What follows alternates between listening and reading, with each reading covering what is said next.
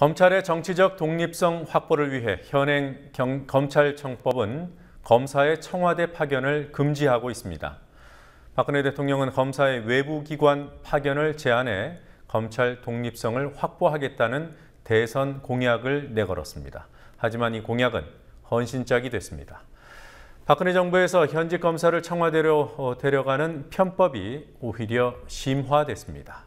김지혜 PD가 보도합니다.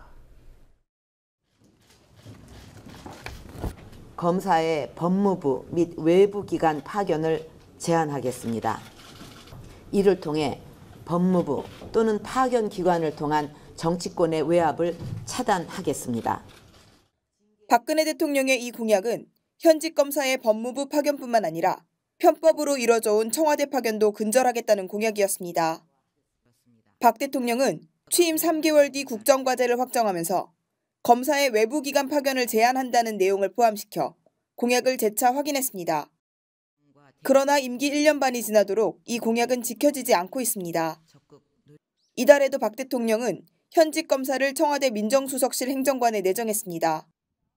임기 초 이중희 당시 인천지검 부장검사를 청와대 민정비서관으로 불러들인 이후 벌써 10명째입니다.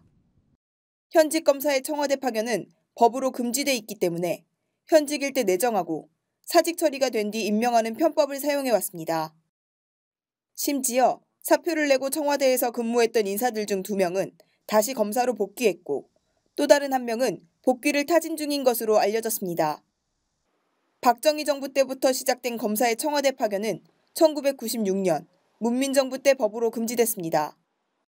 그러나 이후에도 사표를 내고 청와대로 자리를 옮겼다가 다시 검사로 복귀하는 편법이 사용돼 왔습니다. 노무현 정부에서는 모두 9명의 검사가 사표를 내고 청와대로 갔다가 이 가운데 8명이 검찰로 복귀했습니다. 이명박 정부 5년 동안에는 22명의 검사가 청와대로 자리를 옮겼다가 모두 검찰로 복귀했습니다. 내정자를 포함해 10명인 박근혜 정부는 1년 반밖에 지나지 않았다는 점에서 기간 대비 가장 많습니다. 같은 기간 노무현 정부 때는 3명, 이명박 정부 때는 9명이었습니다. 법무부 파견 검사의 수도 전혀 줄지 않았습니다. 이명박 정부에서 검사가 실제로 맡았던 법무부의 직책은 약 70개 수준을 유지했습니다. 박근혜 정부 첫 해인 2013년에는 70개였고 올해도 4월 말을 기준으로 약 68개의 직책을 검사가 맡았습니다. 검찰과 정권의 고리를 끊겠다던 박 대통령의 공약은 경제민주화와 마찬가지로 흔적도 찾기 어렵습니다.